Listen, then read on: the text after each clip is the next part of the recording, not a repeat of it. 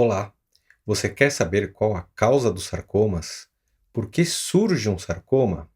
Então fique atento, pois é disso que eu vou falar nesse vídeo.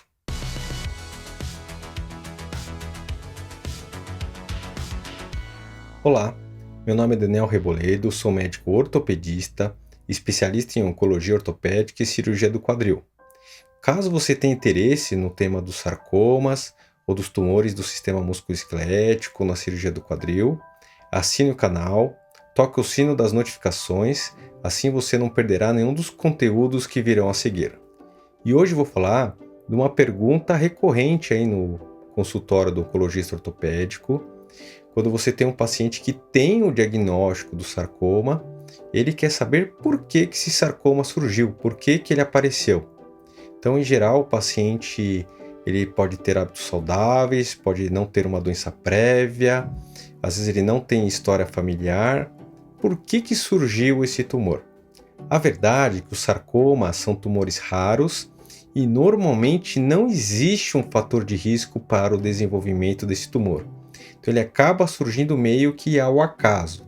Sabemos pouco da causa real do sarcoma naquele paciente. O que sabemos é que ele surge de uma mutação genética. Então, dentro da célula nós temos um material genético, que é chamado de DNA, e uma parte desse DNA são os genes.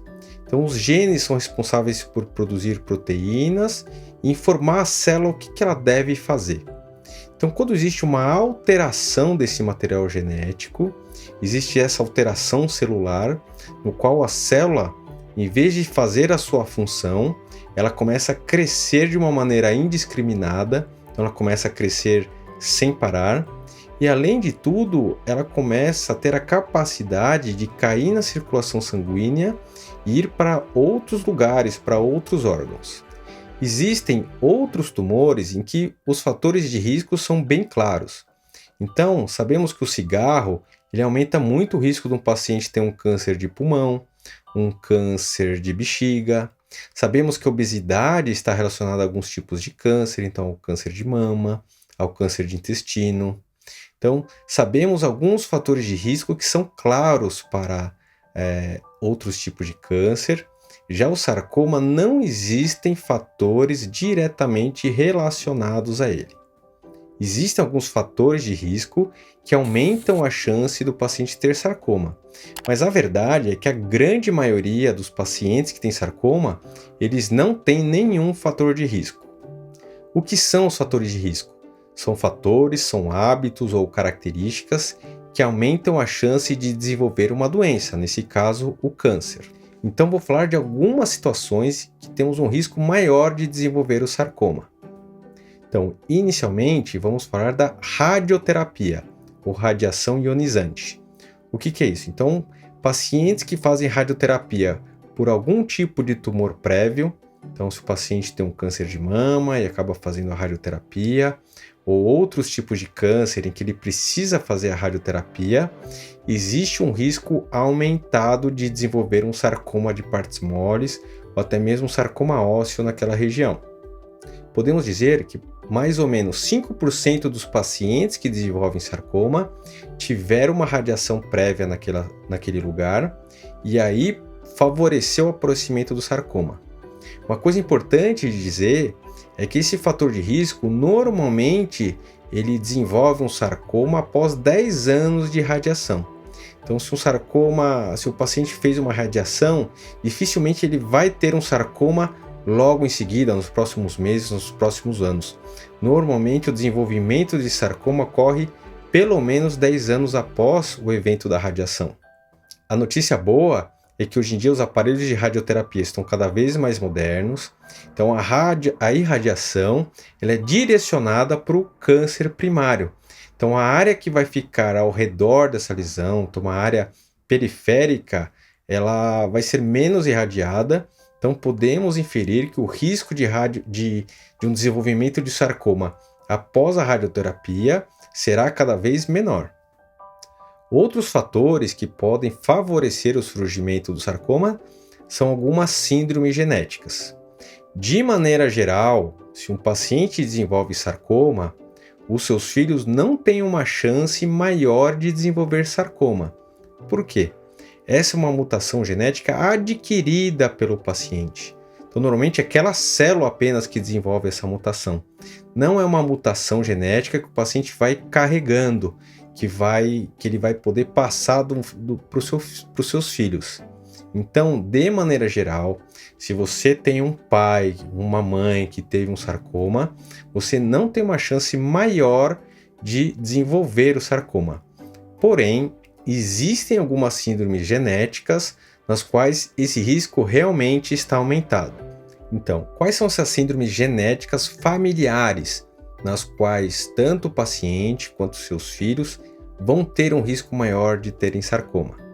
Então, a primeira que eu vou falar é a neurofibromatose, que é uma doença aí do sistema neurológico, no qual o paciente forma lesões chamadas de neurofibromas, que são lesões benignas, no qual tem uma alteração neurológica, existe um aumento de volume local, uma alteração de sensibilidade, existem outras alterações associadas à neurofibromatose, e esses pacientes ele tem um risco aí de 5 a 15% de desenvolver uma malignização desses neurofibromas. Então eles malignizam para um sarcoma do tipo neurológico, o sarcoma maligno de bainha nervosa periférica.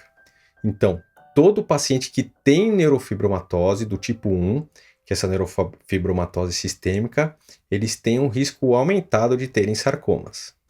Outras síndromes são a síndrome de Gardner, que é uma síndrome na qual o paciente tem pólipos intestinais e outros tumores fora do intestino, ele também tem um risco maior de desenvolver fibromatose e sarcomas. Síndrome de Li-Fraumeni é uma síndrome na qual o paciente tem uma alteração do gene TP53 e aí ele pode desenvolver, além de sarcomas, vários tipos de câncer. Então, câncer de mama, está associado a câncer do sistema nervoso central e também tem um risco aumentado de ter sarcoma. Retinoblastoma é um tipo de câncer no olho, né, que normalmente acontece numa criança. Isso acontece porque ela está carregando uma alteração genética do gene RB, e isso também pode passar para os seus descendentes. Existem ainda outras síndromes, como esclerose tuberosa, síndrome de Gorlin, síndrome de Werner. Então, são algumas alterações genéticas raras, no qual o paciente carrega esse gene que favorece o aparecimento de sarcoma, mas são alterações genéticas raras. Outra alteração que pode favorecer o surgimento de sarcomas são alterações do sistema linfático ou linfedema. Então, os vasos linfáticos são vasos que auxiliam a veia aí na drenagem do membro. Então, o paciente que tem um linfedema crônico, que tem uma alteração do seu sistema linfático, pode ser por uma doença, por uma lesão, ou por uma alteração dos seus linfonodos, ou até um pós-operatório de alguma cirurgia oncológica. Esse linfedema, esse inchaço crônico do membro, ele também pode favorecer ao desenvolvimento de alguns sarcomas, principalmente o linfangiosarcoma. Outro sarcoma que tem um fator de risco associado é o sarcoma de Kaposi. Então, esse é um sarcoma aí de uma classe vascular. Ele normalmente acomete aí membros inferiores, região dos pés. Ele pode surgir em qualquer região do corpo também. Ele está associado àqueles pacientes que têm HIV. Então, aqueles pacientes, na verdade, que não têm um controle adequado, então eles têm a AIDS propriamente dita. Então, das complicações do desenvolvimento da AIDS é o surgimento do sarcoma de Kaposi. E outros fatores são substâncias químicas. Então, existem alguns relatos, alguns indícios de que pacientes perto de fábricas químicas, eles têm um risco aumentado aí de sarcoma, porém isso não é plenamente estabelecido. Em resumo, então os sarcomas, eles de maneira geral, eles não têm fatores de riscos claros.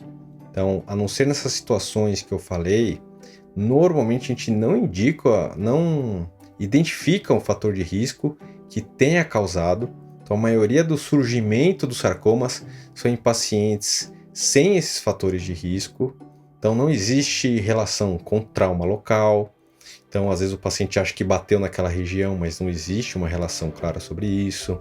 Não tem relação com cigarro, ou uso de bebidas alcoólicas, ou sedentarismo, obesidade, que são grandes causas de câncer no nosso meio, porém elas não têm uma relação direta com o surgimento dos sarcomas. Normalmente é um fator eventual. Outra coisa importante de reforçar é que essa é uma alteração genética adquirida e não familiar, ou seja, os descendentes, os filhos do paciente que tem sarcoma, eles não têm um risco aumentado de desenvolverem essa doença. Então eles não precisam fazer uma busca ativa pelo sarcoma, já que a chance deles terem a mesma da população normal, e esses pacientes têm um risco maior de terem outros tipos de câncer do que um sarcoma propriamente dito. Então, se você é um paciente que não tem um desses fatores de risco associados, ou você quer saber se existe uma forma de prevenção, não existem exames preventivos. Então, diferente da mulher que vai ao ginecologista, do homem que vai ao urologista, não existe um exame que a gente possa fazer para a prevenção do sarcoma, a não ser naqueles pacientes que já tiveram radioterapia, ou que têm uma alteração do sistema linfático, ou que têm essas síndromes genéticas. O mais importante para a prevenção é justamente identificar os sintomas precoces dos sarcomas. Então, muitas vezes os sarcomas de partes moles são indolores. Então, qualquer nódulo que tenha um crescimento aí, principalmente maior que 5 centímetros e que seja um crescimento acelerado, esse nódulo, mesmo que não cause dor, esse aumento de volume, mesmo que seja indolor, deve ser investigado. Já os sarcomas ósseos, que são aqueles que causam dor na região do osso e, além disso, têm um aumento de volume, também deve ser investigado precocemente com algum exame de imagem. Então, mesmo não sabendo os fatores de risco a causa dos sarcomas, nós temos muita informação, muitos tratamentos dos sarcomas. Então, o paciente que se identifica que tem uma suspeita de sarcoma deve ser avaliado por um especialista, ou em oncologia ortopédica, um oncologista, um cirurgião oncológico, para que seja feito o tratamento o mais precocemente possível. Caso queiram mais informações sobre sarcomas, vejam aqui na playlist aqui dos sarcomas que vamos colocar, temos vários vídeos em que eu falo sobre vários aspectos aí dos sarcomas, e também tem alguns vídeos que falam sobre alguns tipos específicos de sarcomas também. Caso queiram mais informações, acessem o meu site, que é www.danielreboledo.com.br. Lá tenho mais informações específicas sobre todos os tipos de sarcomas. Caso tenham gostado das informações abaixo, dê um like no vídeo, façam seus comentários, coloquem suas sugestões de vídeos ou coloquem suas dúvidas. Não posso responder dúvidas específicas de cada caso, mas posso responder perguntas genéricas com o maior prazer. Assinem o canal, toquem o sino das notificações. Então, paz e saúde para todos e até a próxima!